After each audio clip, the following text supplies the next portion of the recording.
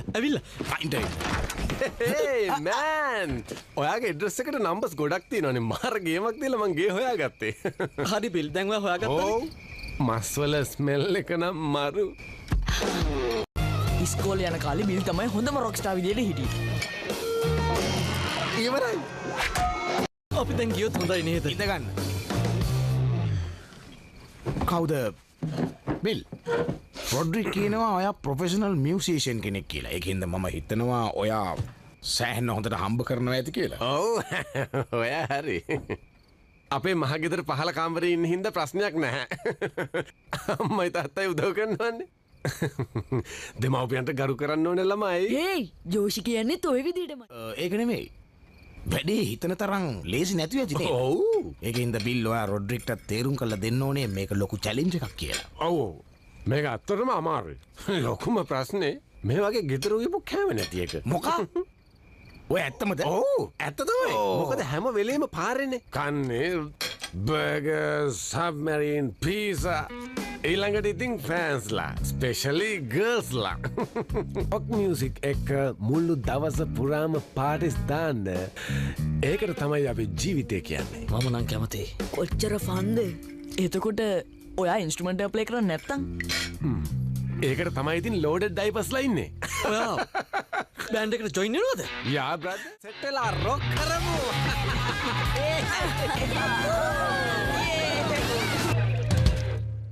මට හිතෙන්නේ මං ඕනට වැඩිය දේවල් අරන් ඇවිල්ලා. අපි බලමු වීඩියෝ කී දෙනෙක් බලලාද කියලා. 1000ක් විතර බලන්නේ නැති. සමහර විට ලක්ෂ ගාණක්. 4යි පිස්සු 4 දෙනෙක් වෙන්නේ නැති බලන්නේ නැත්තේ. ග්‍රේක් මට බෑ පාටියක් ගැන අම්මලට බොරු කියන්න. ජෝෂි කියනවා එක බොරුවක් වහන්න බොරු 100ක් කියන්න ඕනෙලු. ලොකු බබාලත් එක්ක නිදාගන්න ඉන්නේ කවුද දන්නවද? රවුලෙත් ඉන්නවා. මේ මෙයාත් එක්ක නම් බෑ. ඒට උනුනේ ඇවිල්ලා රවුලිට කතා කරන්න විතරයි. අනික රවුලිගේ අම්මා ගෙනත් දුන්නා හොඳ ස්නැක්ස් වගේක්. ඒ විතරක් නෙමෙයි ඔයගලන්ට බලන්න හොඳ DVD එකකුත් ගෙනල්ලා. දැන් දෙන්නත් එක්ක හොඳට එන්ජොයි කරන්න. ඇන්ඩිස් මැජික් කුෂන්. මට හිතෙන්නේ මේක හොඳට ඇති. දැන් මේක බලමු. The food. අම්මා පහුව ඇවිල්ලා පාටියක් ගැන ඇහුවොත් මොකද කියන්නේ? බය නැතුව ඉන්නකෝ. සුවදායි ස්නැක්ස් ටිකක් ගමු. එන්න නැතුව හිටියනම් හරි. අපි කොහොමද පිටගෙදරකට මෙහෙම ඇතුල් වෙන්නේ? මෙතන කවුරුත් නැහැ. මේක නම් මහා පුදුම තැනක්.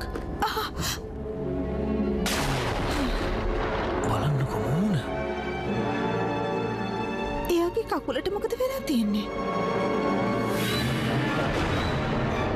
වගේ ඇහුණ නේද? මං කියන්නේ මුකුත් නෑ. හැම එකක්ම ඔයාගේ හිතේ තියෙන්නේ. මට කකුලෙන් ගැව්වද?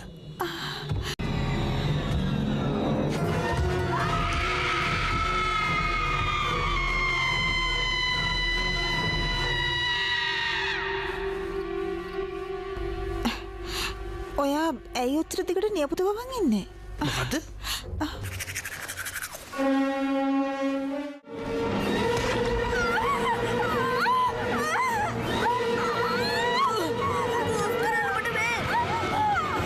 හරි එන අපි නිදාගමු. මීට වඩා හොඳ ඇන්ඩිස් මැජික් කුෂන් බැලුවා නම්.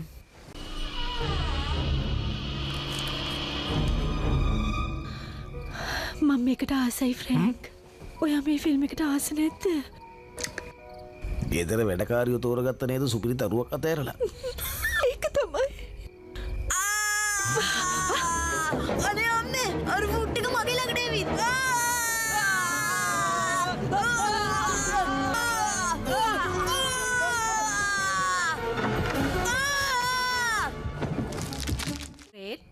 රවුලිටයි යාගේ තාත්තටයි වාට මොන හරි කියන්න එහෙම තියෙනවද?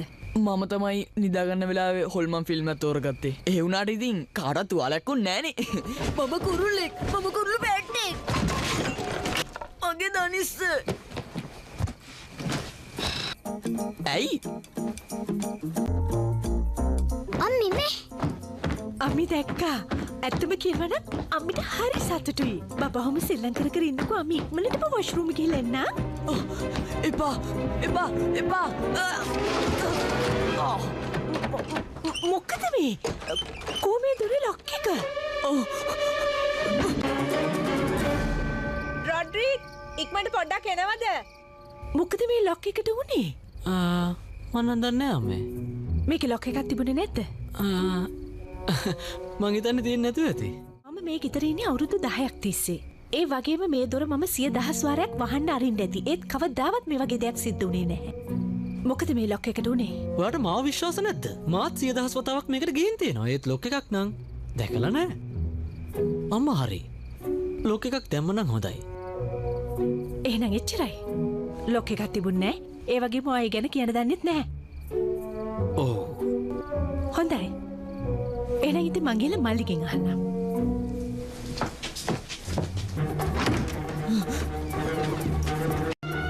වචන දෙකයි. වොෂ්රූම් එකේ දොර. ඇත්තට මේක එහෙම කරන්නේ රොඩ්රික්ගේ පාටි හින්දා. එයාගේ යාළුවෙක් මාරු කරන්න ඔය ඕනේ. ඇති. මට තේරුණා. පොඩ්ඩක් ඉන්න. අම්මම අතින් දාලා කිව්වේ. පාටි එකක් කිව්වනේ. ඒක බෑන්ඩ් එකේ රිහර්සල් එකක්. ටැලන්ට් ෂෝ එකකට ප්‍රැක්ටිස් කරා. ඒ වුණාට කවුරුත් ගෙන්නන්න එපා කිව්වනේ. එයා දන්නව නීතිය. ඒ තමයි ඔයාට පනිෂ් කරොත් එයා දැනගන්නවා මං කේලම් කිව්වා කියලා. අපි මේ වීකෙන්ඩ් එකේ හොඳට හිටියා. ඔයා මේක කළොත් රොඩ්රිකායි කවදාවත් ජීවිතේට මාතක යාළු වෙන එකක් නෑ. ඔයා කියනවා වගේ අපි වැඩිහිටි වුණාමත් අපේ සහෝදරකම තියෙන්න ඕනේ. නැත්නම් අපේ පවුල විනාශ වෙලා යයි. ඔයාලා හොඳට හිටියනම් හිටියේ මේ වීකෙන්ඩ් එකේ නේද? ඔව්. අපි හොඳට හිටියා. හරි. මෙහෙමයි. පවුල ගැන හිතලා මම මේක අතාරිනවා. ඒ වගේම රහසක් විදිහට තියාගන්න. හොඳට තේරුම් ගන්න. ඔයා මට පොරොන්දු වෙන්න ඕනේ ඉස්සරහට ඔයයි අයයි කිසිම ප්‍රශ්නයක් ඇති කරගන්න නැතුව හොඳින් ඉන්නවා කියලා.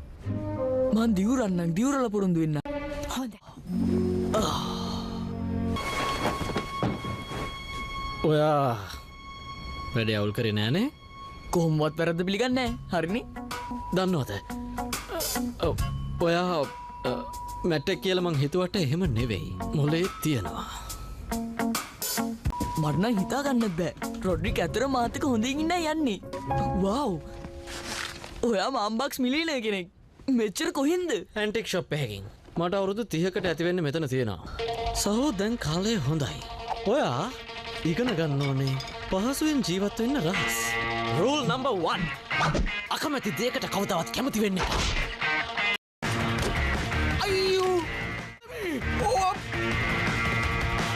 චරහරෙදි මම මොක කරගන්න. Rule number 2. හැමතිස්සෙම දෙමව්පියන්ගේ බලාපොරොත්තු බින්දලා දාන්න. අම්මේ අද මැට්ස් ටෙස්ට් එකක් තිබ්බා. ඒත් මට කොහේ හරි වැරදුනා. ග්‍රේට්. හැබැයි මට වැරදුනේම නෑ. දැක්කද? මට එස්සේ එකට ලකුණු දිනවා. ඇති ඕමාරි යන්තම් බේරුණා. Rule number 3. වෙන කෙනෙක් ඉඳිද්දී කිසිම දෙයක් තමන් කරන්න ඕනේ නෑ. 100 years ago. මට ඔය අසයින්මන්ට් එක මතකයි. ඇයි ඉතින් අලුතෙන් ලියන්නේ? අයියා ලස්සන එකක් ලියලා තියෙන්නේ. ඉතින් මට මහන්සි වෙන්න දෙයක් නෑ. ඒක හොරඩක් නෙමේද? එතකොට සර්වර් කරන්නේ නැද්ද? යත් හැම අවුරුද්දෙම එකම අසයින්මන්ට් එකනේ දෙන්නේ. අලුත් කවරේ. ටීචර්ස්ලා මෙහෙම තියෙනවට ආසයි. ඇත්තම කියනවා නම් පහුගිය අවුරුදු 5 වගේ තියෙන තාත්තට කියලා. ඒක තමයි රහස් ස්පේස් පාක් කියන්නේ. ඕ දෙන්න ඕක මම්ම කළ දෙන්න. අයින්. මං කවදාවත් රොඩ්රික් කරපු අසයින්මන්ට් එක යන්න බාර දෙන්නේ නැහැ. ඒ තාත්තගෙන මට විශ්වාසයි. මං කිව්වේ රොඩ්රික් මට උගන්වපු ක්‍රම 3ක් විතරයි. එයා ළඟ හොඳ අදහස් තියෙනවා. මටත් හිතෙන්නේ ඒ අදහස් හොඳයි. චිරාක්ව නොපෙනෙන වීලුව තාම හොඳට ගෙරීගෙන යනවා. දැන් මුළු ඉස්කෝලෙම දන්නවා. හැබැයි එයා අපේ වීක් පොයින්ට් එකක් හොයාගෙන වගේ. හලෝ ග්‍රෙග් රැව්ලි මං හිතන්නේ ඔයාලට තාම පේන්නේ නැතුව ඇති නේද? දැන් අපි මොකද කරන්නේ ග්‍රේග්? බය නැතුව ඉන්න. කෝන් ඩොග් එක. රැව්ලි දවල්ට කන්න ආසම කෑම ජාතිය තමයි මේ. රැව්ලි ඔයාට මාව පේනවා කිව්වොත් එහෙම මේක ඔයාගේ තමයි. මේ සුවඳ දැනෙනකොටත් මට ඉන්න බෑනේ.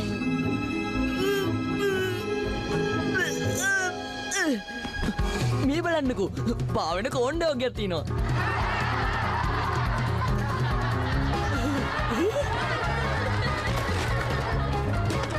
මට පන්තියේ වැඩකාරය වෙන්න නම් ඕනේ නැහැ. හැබැයි මේ වගේ දෙයක් මතක් වුණාට මං හොඳම ජෝකර් නම් වෙන්න ඕනේ. මොකද හිතන්නේ?